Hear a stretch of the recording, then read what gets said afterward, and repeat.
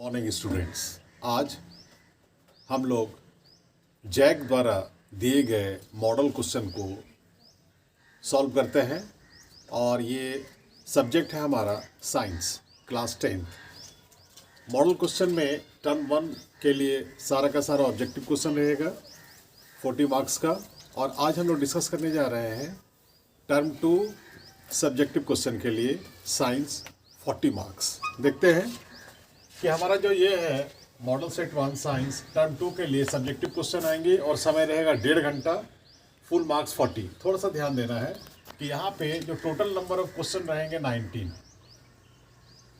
इसका पैटर्न क्या है, तो क्वेश्चन नंबर 1 से लेकर क्वेश्चन नंबर 7 क्वेश्चन में हमें 5 प्रश्नों का उत्तर देना है और सभी प्रश्नों के लिए 2 अंक है, तो हमारे पास हो गए टोटल 10 मार्क्स। ये जो क्वेश्चन है ये ऑब्जेक्टिव क्वेश्चन है, एक वाक्य या एक शब्द में लिखना है।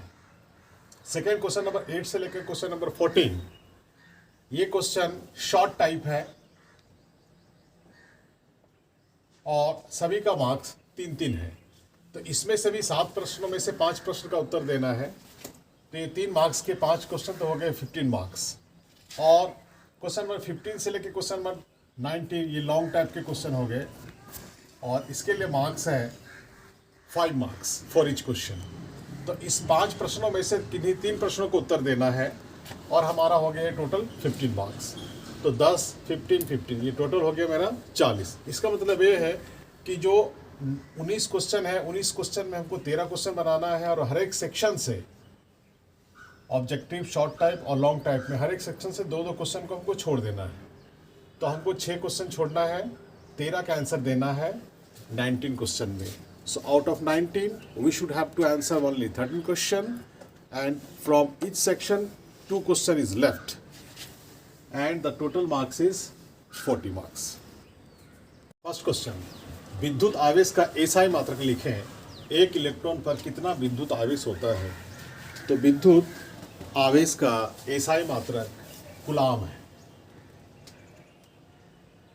कूलाम, और इसे हम लोग कूलम्ब भी कहते हैं। दूसरा प्रश्न है, एक इलेक्ट्रॉन पर कितना आवेश होता है? तो एक इलेक्ट्रॉन पर 1.6 इंटू 10 का पावर -19 C फॉर कूलम्ब इतना आवेश होता है।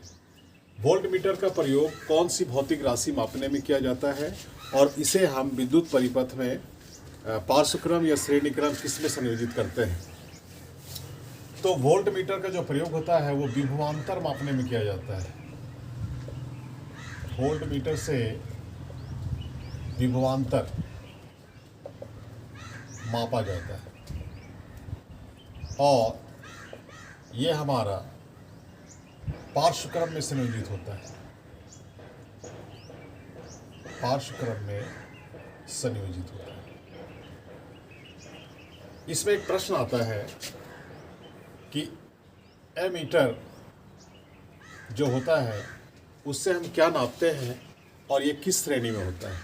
तो एमीटर से हम लोग विद्युत धारा मापते हैं, विद्युत धारा, और ये जो होता है वो श्रेणी क्रम में संयोजित होता है। तो ये भी प्रश्न आ सकता है, इसको हम लोग नोट कर लेंगे। एक ऐसे धातु का नाम बताइए जो कमरे के ताप पर द्रव होती है, तो उसका नाम है मरकरी या पारा, और इसे हम लोग सांकेतिक भाषा में क्या बोलते हैं? Hg बोलते हैं, क्योंकि थर्मामीटर में द्रव गुण होने के कारण इसका प्रयोग थर्मामीटर में किया जाता है। क्वेश्चन नंबर 4, एल्काइन का सामान्य सूत्र लिखें। तो एल्काइन का सामान्य सूत्र होता है CnH2n-2। थोड़ा सा हम लोग ध्यान देंगे, हमारे पास हाइड्रोकार्बन में एक होता है एल्केन, दूसरा होता है एल्केन और तीसरा होता है एल्काइन। तो ये भी हम लोग नोट करेंगे कि एल्केन का सूत्र होता है CnH2n+2, एल्कीन का होता है CnH2n और एल्काइन का होता है CnH2n-2। ये भी प्रश्न पूछे जा सकते हैं। मेंडल ने अपने प्रयोग के लिए किस पौधे का चुनाव किया? मेंडल ने अपने प्रयोग के लिए मटर के पौधे का चुनाव किया, मटर का पौधा। इसमें एक प्रश्न आ सकता है कि मटर के पौधे का वैज्ञानिक नाम क्या है? तो मटर के पौधे का वैज्ञानिक नाम है पाइजम सेटाइवम। इसको हम लोग ऐसे भी लिख सकते हैं, पाइजम अंडरलाइन सटाइलम अंडरलाइन। एक जैव निम्नीकरण पदार्थ का उदाहरण दे, तो वैसे पदार्थ जो विघटित हो जाते हैं, टूट जाते हैं, विघटन कर जाते हैं और ये मिट्टी में मिल जाते हैं। तो ऐसे पदार्थ में हमारा है कागज, और अन्य उदाहरण में हम लोग दे सकते हैं लकड़ी, सूती कपड़े इत्यादि। उत्पादक अपने ऊर्जा के लिए किस पर निर्भर रहते हैं? तो उत्पादक का मतलब हुआ प्लांट्स, हरे पौधे। तो हरे पौधे ये प्लांट्स है, तो ये किस पर निर्भर रहेंगे? तो हमारा ये सूर्य का प्रकाश एक हो गया, सूर्य का प्रकाश। दूसरा यहाँ वायुमंडल में क्या है? तो कार्बन डाइऑक्साइड गैस है, तो ये हो गया कार्बन डाइऑक्साइड गैस। यहाँ पे हम लोग देखते हैं तो जल है, H2O, ये हो गया जल। फिर ये हरी पत्तियाँ हैं, तो हरी पत्तियों में क्या पाया जाता है? तो क्लोरोफिल, तो ये हो गया क्लोरोफिल। तो इतनी सारी चीज़ें मिलकर ये क्या काम करती है? तो प्रकाश संश्लेषण का काम करती है और अपने भोजन का निर्माण करती है। Question number 8 short type question है। ये प्रत्येक क्वेश्चन 3 मार्क्स के हैं। पहला क्वेश्चन है, 1 एम्पियर को परिभाषित करें और किसी परिपथ में धारा की गणना करें यदि उसमें 500 कूलम्ब आवेश 10 मिनट के लिए प्रवाहित होता है। तो 1 एम्पियर को हम लोग कैसे परिभाषित करेंगे कि किसी विद्युत परिपथ में, किसी चालक में 1 सेकेंड में यदि 1 कूलम्ब आवेश प्रवाहित होता है तो उसे हम 1 एम्पियर की विद्युत धारा कहते हैं। 1 सेकेंड में 1 कूलम्ब आवेश प्रवाहित हो तो उसे हम 1 एम्पियर कहते हैं। अब हम इसको बनाते हैं। यहाँ पे जो C दिया हुआ है कूलम्ब, Q, और टाइम दिया हुआ है 10 मिनट, तो ये 500 कूलम्ब हो गया। ये 10 मिनट है तो 10 मिनट को सेकेंड में बदलिए, तो 10 × 60, ये हो गया 600 सेकेंड। अब I बराबर क्या सूत्र होता है? तो होता है Q/T।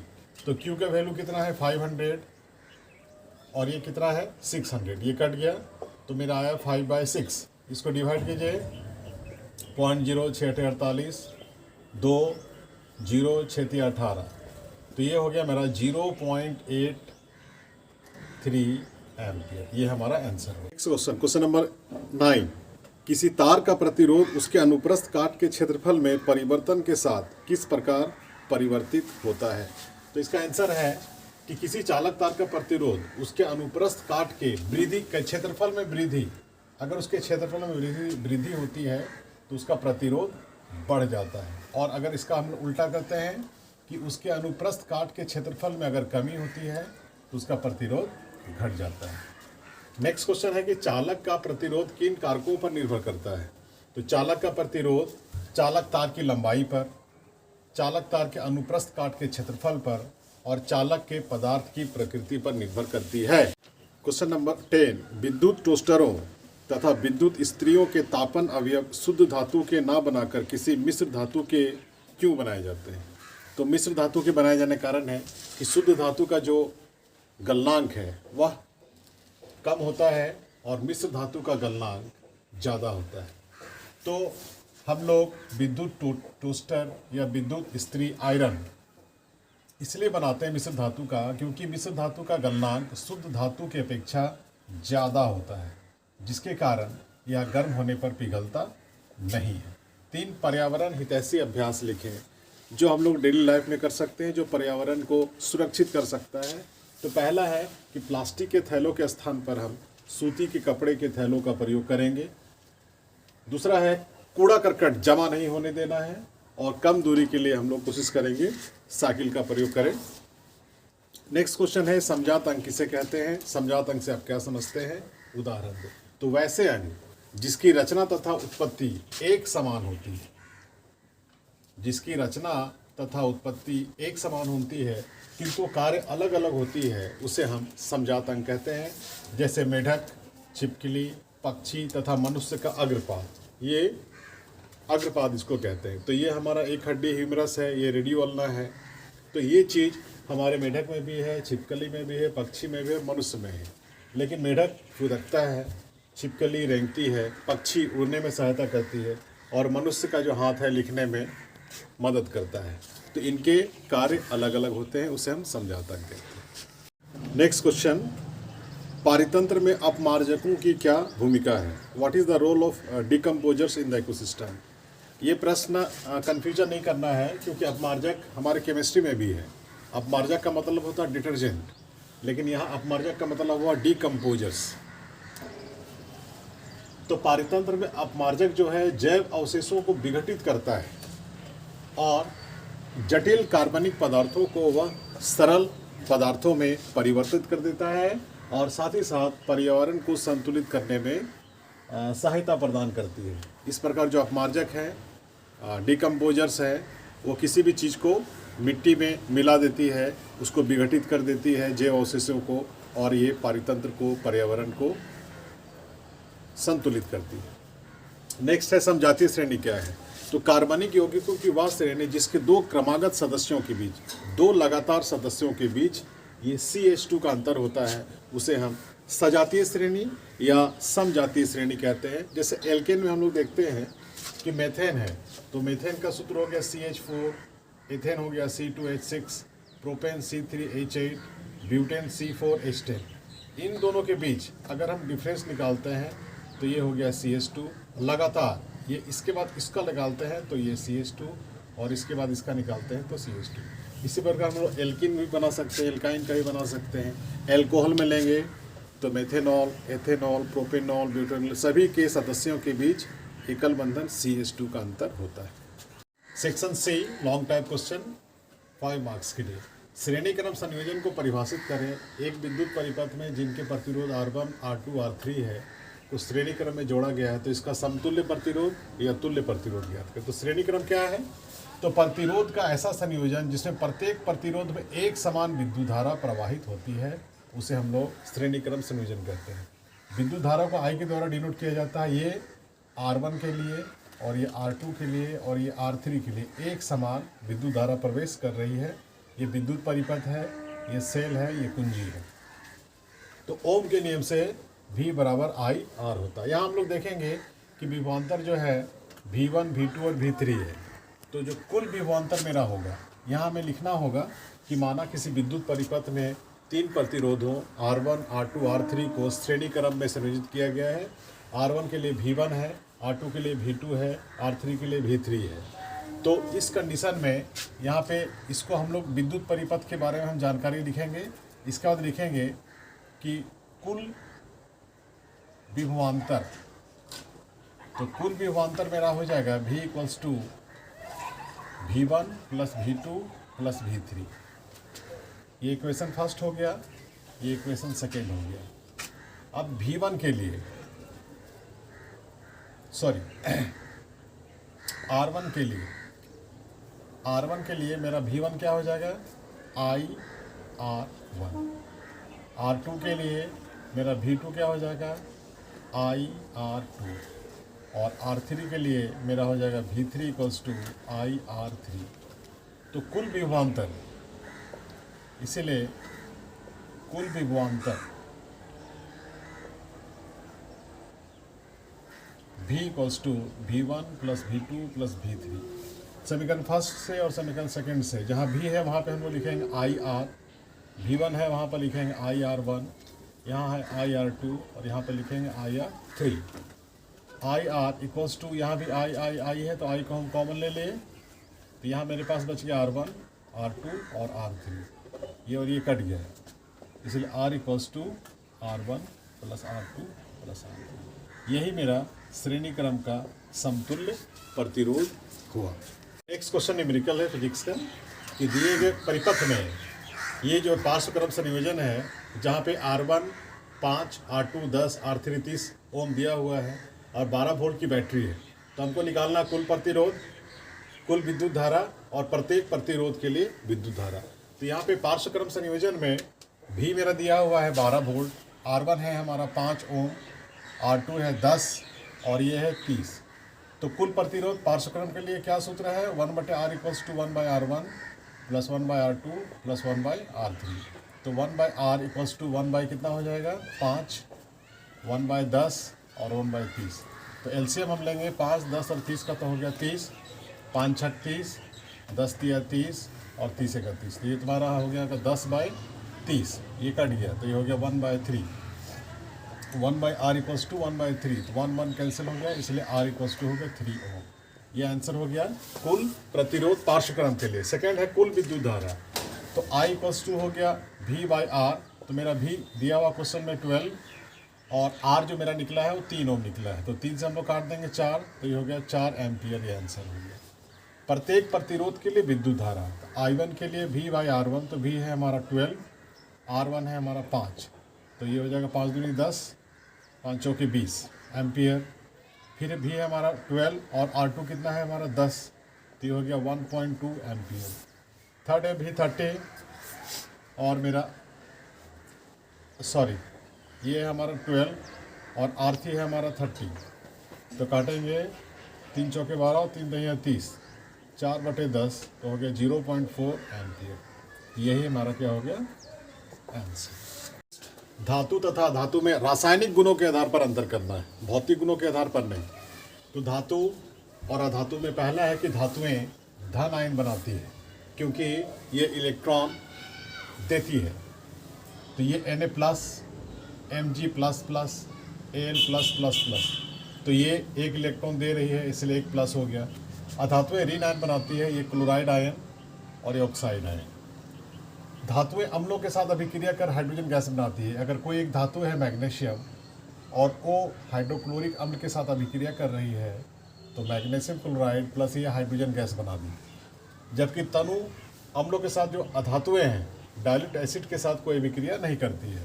धातुएं ऑक्सीजन के साथ अभिक्रिया कर धातु ऑक्साइड बनाती है, जिसे Zn है और O2 है, तो ये ZnO बना गया, इसको हम लोग बैलेंस कर दिए। और अधातुएं हैं कार्बन अगर ऑक्सीजन के साथ रिएक्शन किया तो कार्बन डाइऑक्साइड बनाती है। पोषी स्तर क्या है, एक आहार श्रृंखला का उदाहरण दीजिए तथा इसके विभिन्न पोषी स्तर को समझाइए। तो किसी भी आहार श्रृंखला में उत्पादक और उपभोक्ता का स्थान करने वाले जीव सजीव जो है एक संरचना प्रदान करती है, जिसे हम पोषी स्तर कहते हैं। आहार श्रृंखला में देखते हैं कि प्रत्येक चरण एक पोषी स्तर कहलाता है। जैसे उत्पादक प्रथम पोषी स्तर है, तो उत्पादक में हमारा हो गया हरे पौधे, तो हरे पौधे को हम लोग प्रथम पोषी स्तर बोलेंगे, पोषी स्तर फर्स्ट। फिर ये हरे पौधे को कौन कंज्यूम करता है, तो हमारा उपभोक्ता। कैसे उपभोक्ता, शाकाहारी जीव। तो शाकाहारी जीव में हम लोग लिख दे रहे हैं बकरी या हिरन, तो हिरन क्या हो गया पोषी स्तर 2। फिर हिरन को छोटे मांसाहारी जीव अगर गीदड़ इसका भक्षण करते हैं, तो ये हो गया पोषी स्तर 3। और इसको बड़े मांसाहारी जीव खाते हैं जैसे शेर, तो ये हो गया पोषी स्तर 4। प्रत्येक चरण में पोषी स्तर 1 उत्पादक, उपभोक्ता शाकाहारी जीव पोषी स्तर 2, छोटे मांसाहारी जीव पोषी स्तर 3 और बड़े मांसाहारी जीव पोषी स्तर 4। लास्ट क्वेश्चन, क्वेश्चन नंबर 19, प्रभावी लक्षण से आप क्या समझते हैं। तो माता पिता के वंशानुगत लक्षण जो दिखाई देते हैं उस पीढ़ी में, उसे हम प्रभावी लक्षण कहते हैं, और जो दिखाई नहीं देते हैं उसे हम अप्रभावी लक्षण कहते हैं। तो माता पिता के वंशानुगत लक्षण उनके संतानों में दिखाई दे, उसे प्रभावी लक्षण कहते हैं। मेंडल के प्रयोग द्वारा कैसे पता चला कि लक्षण प्रभावी है अथवा अप्रभावी। एक्चुअली क्वेश्चन के प्रिंट में यहाँ लिखा गया है प्रभावी तथा प्रभावी, तो यहाँ पे हम लोग अप्रभावी कर लेंगे, ये मिसप्रिंट हो गया है क्वेश्चन में। तो मेंडल ने मटर के पौधे पर प्रयोग किया और उन्होंने 2 तरह के पौधे लिए, एक लंबे पौधे, तो लंबे पौधे के लिए उन्होंने बड़ा टी का प्रयोग किया, और बौने पौधे के लिए उन्होंने स्मॉल टी का प्रयोग किया। दोनों के बीच संकरण कराया।